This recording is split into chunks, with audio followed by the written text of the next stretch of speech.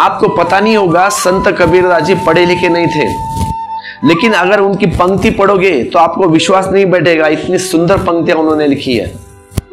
अब यही पंक्ति सुनिए आप। कहते हैं, हंसा पायो मान सरोवर, ताल तलैया क्यों डोले, तेरा साहब है घर माही, बाहर नैना क्यों खोले। कहे कबीर सुनो भाई साधो, कहते हैं कहे कबीर सुनो भाई साधो, साहब मिल गए तिल ओले, तेरा साहब घर माही, बाहर नैना क्यों खोले। इसीलिए असली सवाल ताल तलैया छोड़ने का नहीं है, असली सवाल मानसरोवर खोजने का है। यह सवाल नहीं कि तुम क्षुद्र को छोड़ो, क्षुद्र छोड़ने योग्य भी नहीं है, इतना क्षुद्र है उसकी बात ही उठानी व्यर्थ है।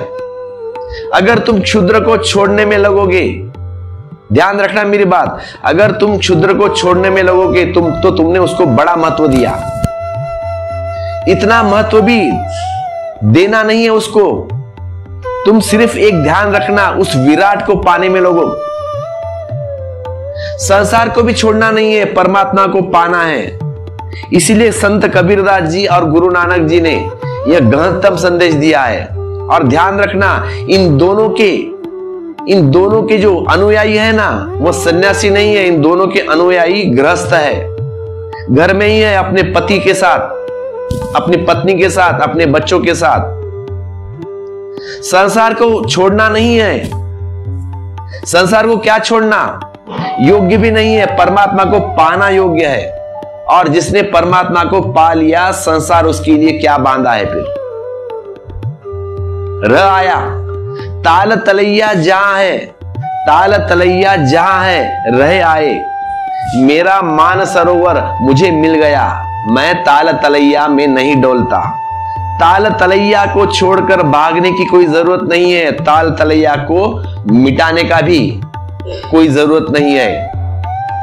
अभी जिनको मानसरोवर नहीं मिला तो उनके लिए तो कुछ बचा, तो उनके लिए तो बचना चाहिए ना।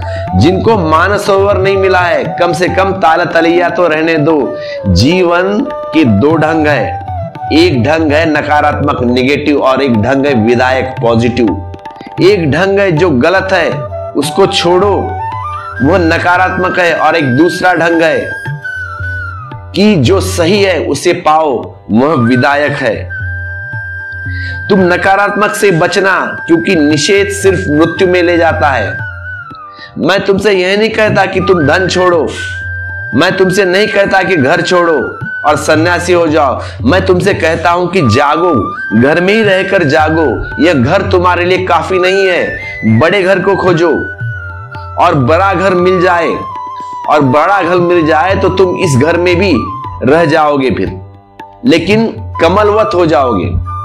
यह घर तुम्हें छुएगा नहीं।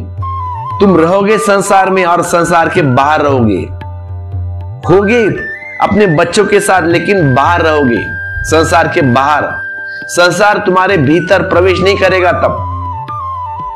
इसीलिए कबीरदास जी कहते हैं, कहे तो कबीर सुनो भाई साधो।